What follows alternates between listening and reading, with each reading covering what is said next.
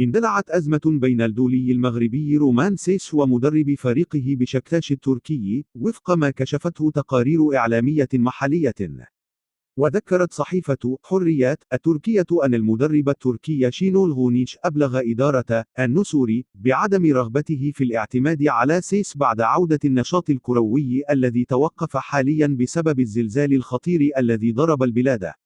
وأبرز المصدر ذاته أن غونيش أرسل تقريرا للإدارة يعلمها بقراره الجديد، مشيرا إلى أن أصل المشكل بين الطرفين يعود إلى عدم امتثال سيس لنظام المدرب، ومبرزا أنه منذ عودة عميد الأسود من المشاركة في نهائيات كأس العالم قطر 2022 والمدرب التركي في شنئان معه بسبب عدم تفاهمهما على بعد الأمور التكتيكية، ليعلم إدارة بشكتاش بعد الاعتماد عليه مستقبلا.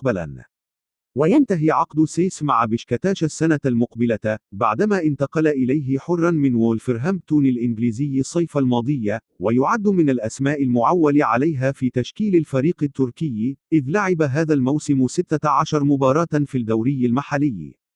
وتألق سيس مع المنتخب المغربي في كأس العالم قطر 2022، حيث قاد خط الدفاع إلى غاية مباراة فرنسا في نصف النهائي، الذي غاب عنه بسبب الإصابة.